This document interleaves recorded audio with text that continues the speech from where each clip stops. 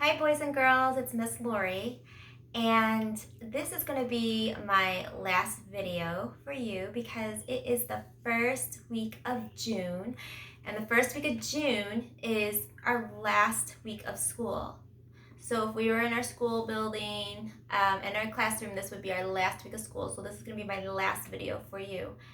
And so I wanted to talk a little bit about our memories and things that I'll miss that we did throughout the school year. So I had to write down a list because I have so many of them and I wouldn't be able to remember them all. So the things that I will miss and the memories that we shared, I will miss your smiles when you entered into the classroom before you signed your name into the sign-up sheet. And I loved when you smiled when you were really proud of yourself and when you discovered new things. I miss your laughs when you played with your friends and talked to each other. I will miss singing and dancing to some of our songs, like the Goldfish song, We Are the Dinosaurs, or The Wheels on the Bus. I will miss talking with you during lunchtime or during breakfast time, different stories about what you did at home or our favorite movies or TV shows or singing the Frozen song. I will miss playing tag and hide and seek on the playground or Lava Girl and Shark Boy on the playground. I will also miss playing restaurant in our house area or building with the magnet tiles or making something with Play-Doh.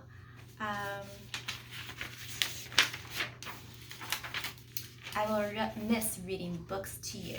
So some of our books that we read a lot of was The Bus Stop, about the different ways of different kinds of buses, the Alphabet Adventure books that we read, and the last book that I read with you was My Toothbrush is Missing. We read that several times.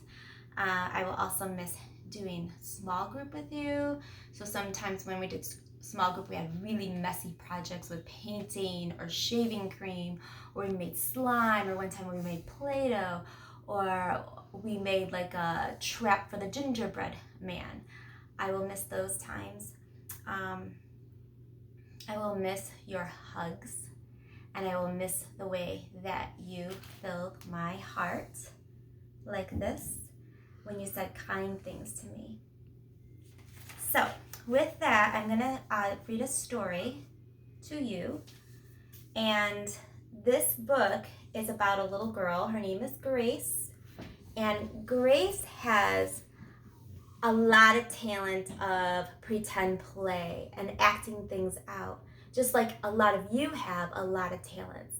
And I saw that from you, where you're really good at drawing or good at painting or building with Legos or magnet tiles. And you, some of you had really good imaginations when we were doing pretend play. So this is Grace. She's a character. She's the main character in the book. And the title of our book is called Amazing Grace. And this is written by the author who wrote the words, Mary Hoffman, and the illustrator, Caroline Binch. So there was two people that made this book. This is the front of the book, and this is the back of the book. So we're going to start from the front of the book. And this is one of my favorite stories. I've read this to some of my classrooms before, and it's just, I love the pictures in this book. So this is the title page of Grace Pretend Playing. She has different outfits on, different costumes on. And this right here is her Nana, and that's Grace. Grace was a girl who loved stories. She didn't mind if they were read to her or told to her or made up in her own head. She didn't care if they were in books or movies or out of Nana's long memory. Grace just loved stories. After she had heard them, and sometimes while they were still going on, Grace would act them out, and she always gave herself the most exciting part.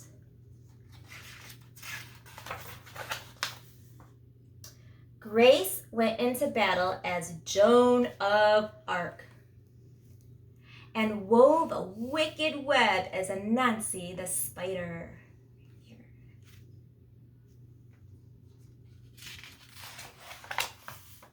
She hid inside a wooden horse at the gates of Troy. She went exploring for lost kingdoms. She sailed the 7 seas with a peg leg and a parrot.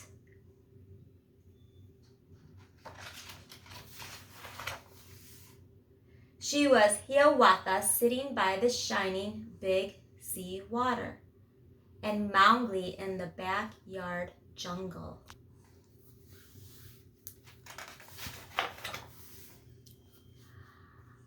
Most of all, Grace loved to act out adventure stories and fairy tales. When there was no one else around, Grace played all the parts herself.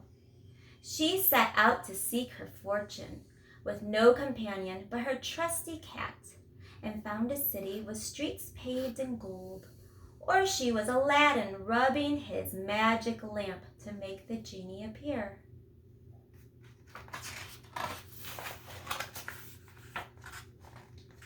Now we have another character in the story that's her mom. Sometimes she could get Ma and Nana to join in when they weren't too busy.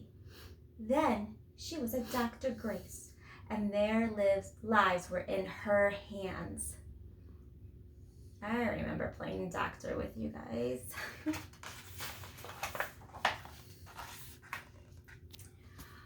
One day, Grace's teacher said they would do the play Peter Pan. Grace knew who she wanted to be. When she raised her hand, Ra said, "You can't be Peter. That's a boy's name." But Grace kept her hand up. "You can't be Peter Pan," whispered Natalie. "He isn't black." But Grace kept her hand up. "All right," said the teacher. "Lots of you want to be Peter Pan. So we'll have auditions next week to choose parts." She gave them words to learn.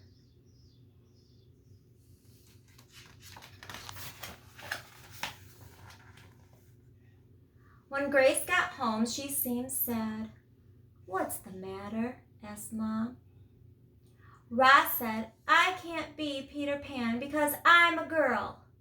"That just shows what Ra knows," said Ma. "A girl can be Peter Pan if she wants to." Grace cheered up, and then later she remembered something else. "Natalie says I can't be Peter Pan because I'm black," she said. Ma looked angry. But before she could speak, Nana said, "It seems that Natalie is another one who don't know nothing. You can be anything you want, Grace, if you put your mind to it."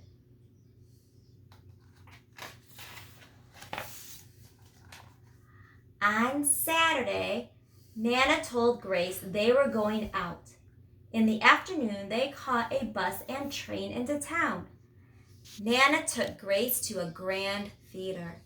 The sign outside read Rosalie Wilkins and Romeo and Juliet and sparkling lights.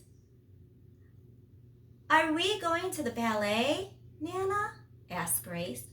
"We are, honey. But first, I want you to look at this picture." Grace looked up and saw a beautiful young ballerina in a tutu. Above the dancer, it said, "Stunning New Juliet."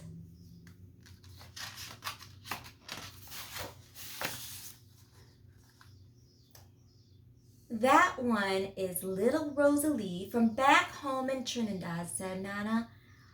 "Her granny and me, we grew up together on the island. She's always asking me to do I want tickets to see her Rosalie dance. So this time I said yes."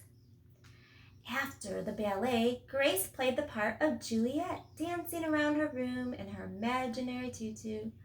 "I can be anything I want," she thought.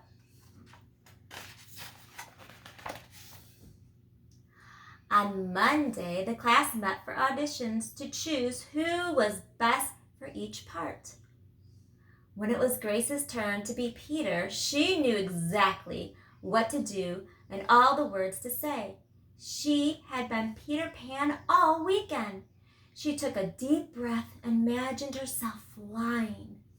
When it was time to vote, the class chose Ra to be Captain Hook and Natalie to be Wendy.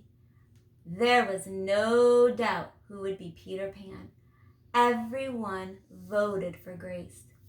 "You were fantastic," whispered Natalie.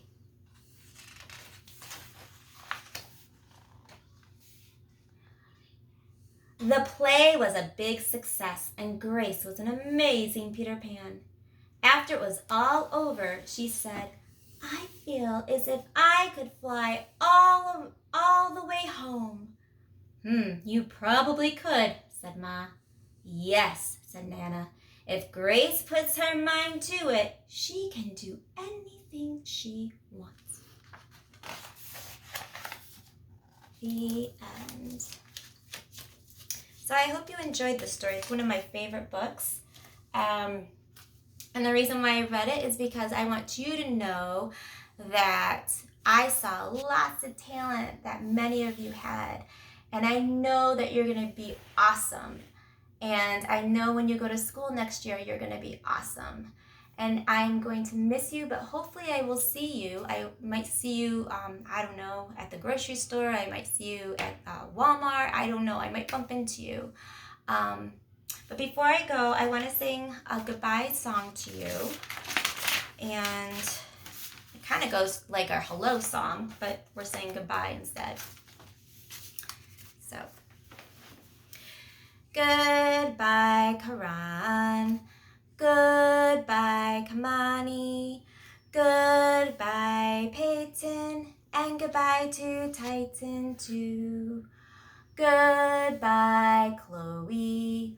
Goodbye, Dayton. Goodbye, Miguel.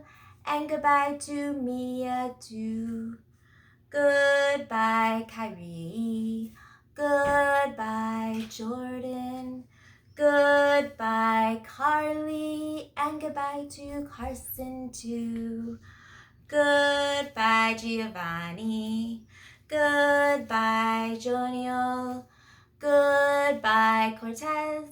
And goodbye to Kylan too. Goodbye, friends. I hope you have a great summer. Bye-bye.